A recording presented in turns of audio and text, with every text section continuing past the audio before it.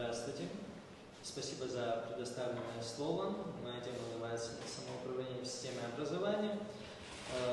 И хотел поподробнее остановиться на этом. Самым важным аспектом педагогики является раскрытие потенциала учеников.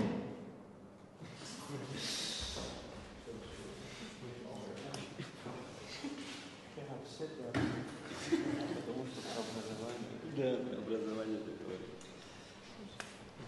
Так вот, самым важным аспектом педагогики является раскрытие таланта учеников. Для этого должны создаваться специальные условия, в том числе и свобода самовыражения.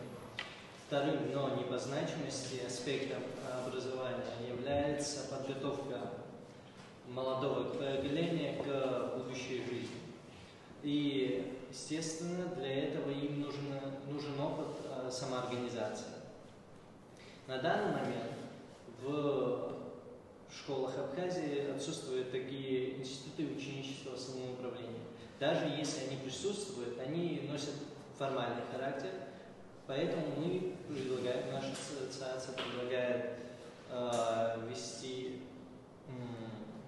такой вот проект в школах, и приблизительно он должен выглядеть так. В каждом классе должен выбираться староста. Он занимается организационной работой и представляет свой класс. Каждый староста может переизбираться всего дважды, и выборы старосты должны проходить каждый год.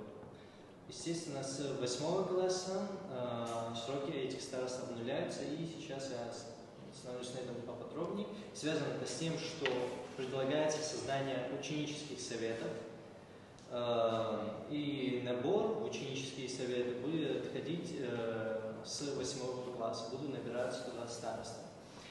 Задача ученического совета является также организация, но уже на уровне школы.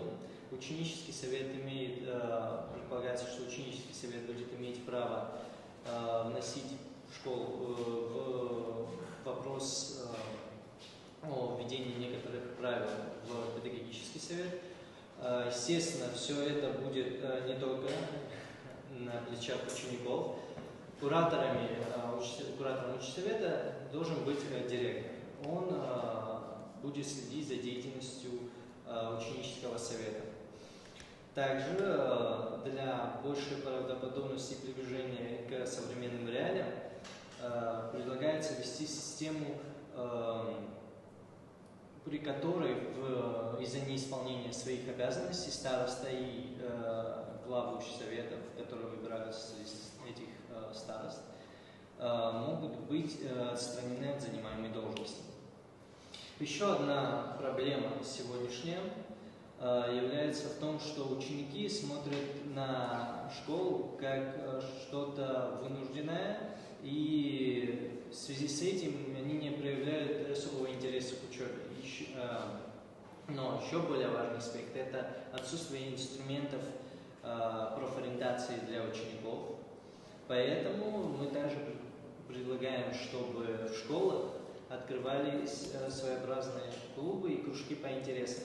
И даже предложили систему работы этих клубов и их создания. Клубы должны создаваться по личной инициативе учеников, минимум 3 человек, и это должно утверждаться учсоветом. Что касается кружков, эти кружки будут создаваться уже по необходимости педагогическим советом либо ученическим советом. В случае создания кружка у учеников, входящих в кружок, в отличие от клуба, будет меньше элементов самоуправления. Я понимаю, что сейчас в нашем обществе есть недоверие к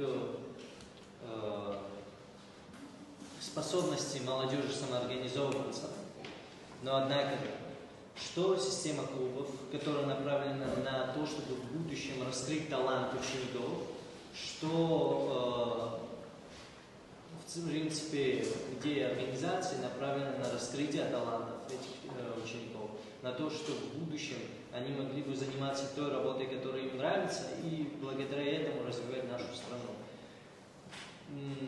ошибки.